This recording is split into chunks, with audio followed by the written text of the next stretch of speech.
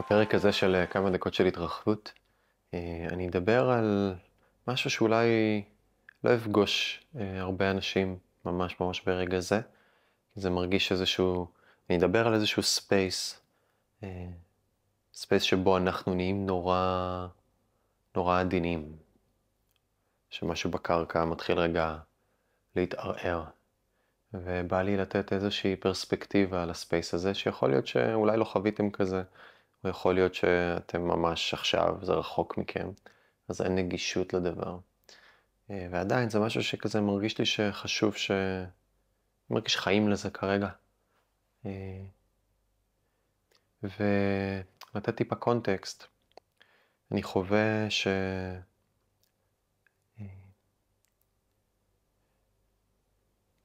המילה צל, shadow, כשמסתכלים עליה או פוגשים אותה דרך קונספטים, דרך השכל אולי, דרך הבינה, דרך המיינד, אז די קל לשטח אותה ולהפוך אותה וכזה רגע לבחון את עצמי בהתמודדות עם זה וכזה להיות נינוח, כן? שכשאני פוגש את הצל שלי או אני עושה עבודת צל או אני פוגש חלקים בתוכי שאני לא מכיר, אז כזה בסדר, מה הבעיה? אני אפגוש, תגיד לי. כאילו הרבה מאיתנו, אני פוגש את זה הרבה גם בכל מיני מרחבים כאלה ואחרים, אחד על אחד, לקבוצות, ל-whatever, שאנשים רוצים שמישהו ישקף להם, כן? תגיד לי איפה אני לא סבבה, תגיד לי מה אני לא רואה. תגידי לי איפה אני מפספס משהו, תצביעי לי על הצל. רק שהמחיר או המשמעות הרבה פעמים של לפגוש באמת את הצל, זה שהאגו נסדק ומתערער. וכשזה קורה, אז אנחנו עשויים להיכנס למרחבים בהם ממש די הכל קורה. זה כמו לפעמים זכוכית כזו, שמקבלת רגע סדק, מכה, מאיזה אבן קטנה במקום אחד, ואז או לאט לאט או מהר, תלוי, כן? הסדק מתפרס עכשיו על הכל, פתאום כל הזכוכית כולה נהיית נורא שבירה. בעצם למעשה היא לא נהיית שבירה, היא תמיד הייתה שבירה, רק פתאום איזושהי מכה אחת מרוכזת, היא צריכה סדק שפותח. והאגו דיסולושן הזה, או אגו מלדאון, אגו death, whatever, כל המילים האלה שאנחנו לפעמים מניחים על הפנומנן הזאת, על התופעה הזאת.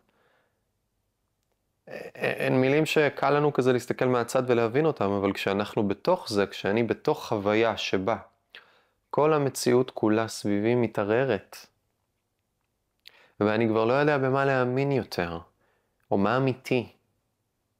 וזה לא רק הבחוץ, כן? החיים בחוץ, העבודה שלי, האם היא ראויה או לא, החברים שלי, המקום מגורים שלי, אני כבר לא... זה ברמה שיכול גם להיכנס פנימה למקומות שבהם אני כבר לא יודע במה לאחוז, מה אמיתי ברמת התפיסות שלי על המציאות, הלא רק בחוץ, אלא גם הבפנים, כן? לכולנו יש איזה קוד בפנים, אני חווה. כולנו יש איזה שהן תפיסות, גישות, תנועה מסוימת שהישות שלנו נעה בתוכה, שככה היא פוגשת את העולם האמיתי, so called. זה העולם האמיתי. ואני מדבר על לייר שהוא נמצא יותר מוחבא, יותר בהסתר אפילו מהתפיסות שלי, האידיאולוגיות שלי, האמונות שלי, כן? יש את כל הדברים האלה בחוץ, כן? אני מדבר אפילו על level יותר פנימה של מה בכלל. וכשמשהו מגיע עד לשם, אז השבירות, הפרג'יליטי שלנו, היא נחשפת. אנחנו רואים אותה בחוץ. למעשה משהו שמוסתר לרוב עם שריון מאוד מאוד עבה, פתאום אנחנו רואים אותו. ושם זה אזור שיכול להיות, הוא גם יש בו את הסכנה שלו, כי אני פגוע, אני פגיע, אני חשוף. החלקים הרכים שלי שלרוב אני מקשיח אותם, גם בפני עצמי, לא רק כלפי הסביבה, כי גם אם אני אסתכל עליהם, אני אסדק. אז החלקים הרכים האלו פתאום נחשפים. וברגע הזה מגיעה איזושהי עדינות, ששוב, יש שם כל מיני שלבים, כן? יכול להיות שאני עכשיו מכחיש או כועס או משתגע, קרוב לשיגעון, שפתאום הכל נמס, רגע, לא מצליח לאחוז בכלום. חוזר הרבה על המילה נמס, כי זה ממש מתוך החוויה הפנימית שלי גם, כן? שפתאום הכל מתערער. וזה הרבה פעמים מוציא גם לאיזה מסע, בגלל שזה כל כך, זה אפקט כל כך חזק, תלוי בעצימות, תלוי בזה, ואי אפשר לדבר על זה רוחבית, כן? זה אינטימי מאוד, זה פרטי מאוד, כל אחד בעצימות ובדרך. יכול להיות שאני מקבל טיפות קטנות של הדבר הזה לאורך 20 שנה, וזה מבסט אותי, ויכול להיות שב-one day אני מקבל, שוטפים אותי לחלוטין, וזה מסית אותי. אני קיבלתי חוויה של one day כמה פעמים, או one moment, כמה וכמה פעמים בכל מיני צורות. ואז פתאום להגיע למקום הזה של, אוקיי, כעס, שיגעון, מה מלכתחילה, לא יודע מה לעשות עם עצמי, הרבה דברים שיכולים לקרות רגע בספייס הזה. ודווקא מבחוץ, אני כרגע בחוץ לסיטואציה, כן? יכול להיות שרגע אחרי שאני אסיים את ההקלטה הזו, אז אני אמצא רגע כזה, ואז אני כבר לא אהיה מבחוץ, אבל כרגע אני יחסית מבחוץ, ואני מרגיש יציבות בחוסר יציבות שלי. כן? אני מרגיש יציבות בחוסר יציבות הפנימית שאני מרגיש שקיימת בי. אז דווקא כשאני רגע מבחוץ, בא לי להגיד שוואלה, יש הזדמנות מטריפה. לקרל יונג בספר האדום יש פרק שנקרא סקרוטניס, שזה כמו חניכות כאלה. זה ממש בסוף של הספר. וכל הפרק הראשון, כל ההתחלה, זה הצל של יונג מחטיף לו. מחטיף לו. והיו לי רגעים שקראתי את הטקסט הזה, וזה פגש אותי בכל כך רמות של ויברציה, שממש הרגשתי שזה אני מדבר לעצמי שם, או חלקים בי מדברים לעצמי. ויש שם איזשהו משהו שהוא לא מרפא, הוא נכנס עוד לבל ועוד לבל ועוד לבל ועוד לבל ועוד לבל, כי הוא רוצה להגיע לשורש, כי זו יכולה להיות חוויה, הכניסה למקומות האלה, שהיא כל כך טראומטית, שאני מחפש למלא אותה באיזשהו פתרון, גם אם הוא זמני, זה לא מעניין אותי. אני לא מוכן להיכנע. אני לא מוכן להיכנע למציאות האמיתית שאני כל כך שביר. אז אני מבקש למלא את זה במשהו. אני מנסה לברוח מזה, אני מנסה לא להעמיק עוד, אני מחפש פתרון, אני מבקש שמשהו יעשה לי סדר. רק שהסדר הזה הוא עוד שכבה הרבה פעמים, כן? של כיסוי. של אני בעצם שם עוד פעם איזשהו שריון כדי שיהיה לי איזשהו סדר. זה שאני אוכל להמשיך להסתדר, כי בנמסות הכל מדי נמס. ודווקא באזורים העדינים האלה, כשפוגשים בן אדם שנמצא בסטייט הזה, או כשהוא מוכן להיחשף רגע, כי אפשר גם לשים מסכות ועדיין רגע להתנהל בעולם, אבל אם מישהו חשוף איתכם בסטייט הזה, רואים את זה. משהו באגו נושר. הקליפה הזאת של הפרסונות או של האגו, משהו נהיה סופט יותר, רך יותר. בפעם הראשונה הוא מוכן לקבל משהו שאולי אף פעם הוא לא היה מוכן לקבל. בפעם הראשונה הוא באמת אולי יכול, או היא יכולה להיכנס רגע לשורש של דברים מסוימים. כי אפשר גם לחשוב על החוכמה הזאת, כן? שיש בתוכנו צל, יש בתוכנו דברים, ש-no matter what, אני לא, בסטייט הרגיל שלי, במצב הרגיל שלי, אני לא אהיה מוכן לראות, וזה לא משנה כמה יגידו לי או זה, אני לא מסוגל לראות את זה. משהו בי מגונן על עצמו ולא מסוגל לראות. ופתאום, תחשבו את החוכמה, את ה-wisdom שיש בזה, שמפרקים אותי. עכשיו, הרבה פעמים אי אפשר לבוא אליי ורק לעשות כירורגי. הישות הגבוהה יותר שלי, או הישות הכוללת שלי, יוצרת לי איזשהו מצב תודעתי, שהכל מתערער, ועל הדרך גם המקומות האלה. והיום בלילה היה לי חלום, והיו בו כמה חלקים, ואחד כן, אני אשתף אותו. אחד מהדברים ככה שאמרתי שם למישהו, אמרתי את זה בצורה נוקבת כזאת, אמרתי לו, כן, אני מרגיש שהיום אני פחות שיפוטי, כי הייתי במקומות שבהם אני התערערתי עד כדי כך, ואני נגעלתי גם מחלקים בתוכי, ואני התפרקתי עד לבלים, הגעתי כל כך נמוך בכל כך חוסר יציבות, שמבחינתי שום דבר לא יציב יותר.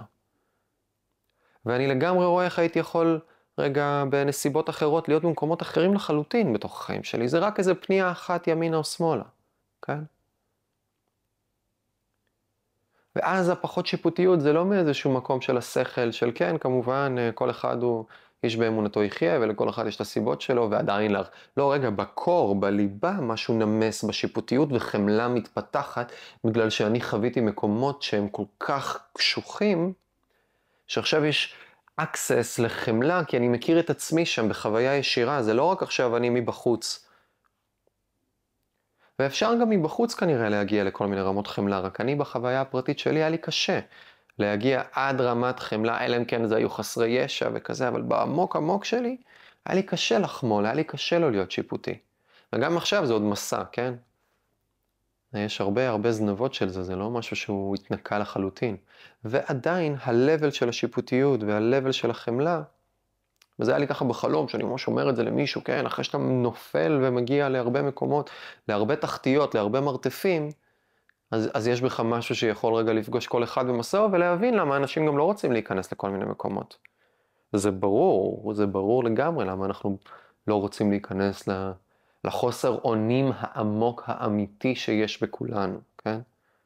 כשרגע מקלפים לשנייה את המסכה שאנחנו כלואים בתוכה וגם מזדהים איתה לחלוטין.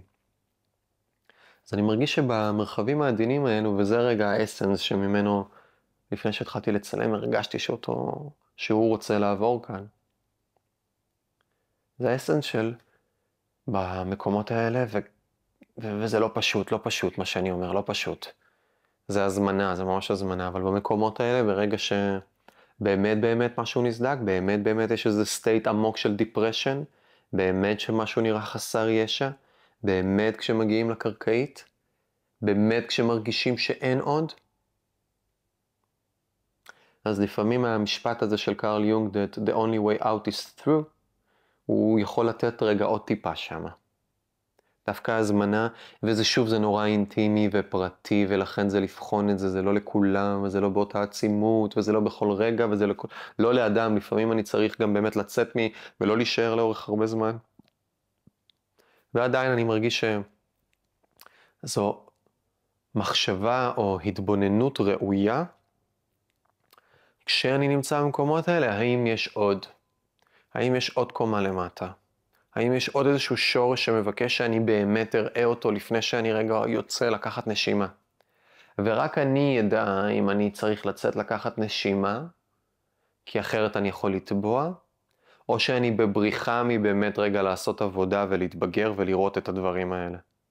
ואני שוב חוזר, אני יכול להיות כלוא בתוך אוי ובוי, אני בדיפרשן, אני בדיכאון, אני בדאון, אני בנפילה, אני בקריסה, אני בהתפוררות, אני כבר לא יודע מה יותר, אני רק רוצה לצאת מזה, או שאני יכול להגיד, אוקיי, מראים לי עכשיו, מקלפים אותי, ויכול להיות שמקלפים אותי עם סכין, ואני מרגיש את האור שלי נחרט,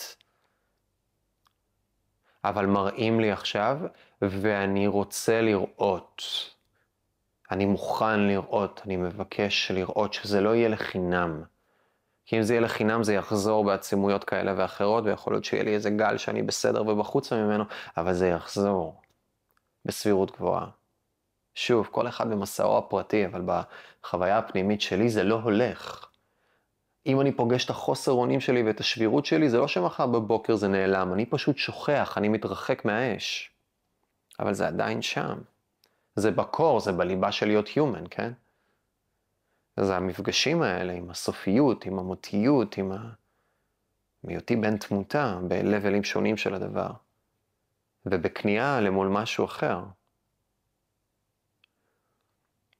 ומה שאני אומר עכשיו הוא באמת כזה, הוא עדין, כי זה באמת סופר פרטי. סופר אינטימי. כל אחד מבסט את עצמו, ויש הרבה דרכים לבסט, ועדיין משהו בי רגע רוצה לסמן את זה, שאולי מישהו שעכשיו מקשיב לזה מתישהו ימצא את עצמו במקום כזה, או היה בעבר, או כבר עכשיו, ואולי יש שם עוד איזושהי פרספקטיבה להתבונן to pierce. ובלבל מסוים תמיד יש next level, גם את זה אני רוצה להגיד לסיום. שתמיד יש עוד next level, כן? תמיד יש עוד next level to crack the heart. תמיד יש next level ללכת עוד צעד אל עבר האהבה ומה שזה אומר בנמסות. תמיד יש עוד צעד רגע לראות את האפסיות שלי ואת הכיעור שלי וגם את היופי והביוטי, כי זה מגיע שורשים בגיהנום, ענפים בגן עדן, כן? אבל גם לראות את הכיעור, לראות את הצללים שלי, זה לא אמור להיות מחזה נעים. לא סתם זה מודחק כל כך הרבה זמן. כי המפגש עם זה הוא collapse the polarities, כן? זה לקחת את הקוטביות ולהקריס אותם באמצע, זה הדבר. אז אם אני רגע באמת נכנס לזה, ואני מרגיש איך אני כל הזמן, אלכמי, אלכימיה בגובה של זה, איך שאני פוגש את זה, זה הקולאפס של הפולריטיז, כן? זה לקחת את שני הצדדים כל הזמן, ולהקריס אותם. אין ימין ושמאל, יש מרק. ובתוך החיים עצמם, בתוך העולם בחוץ, זה לא אירוע שהוא פשוט. אז כן, מה שמרגיש לקחת מכאן ממש, זה... אני כזה נורא, אני מרגיש זהיר כאן. ממש מה שמרגיש, מה שמהדהד, מה שמרגיש ראוי, מה שמרגיש נכון עבורכם.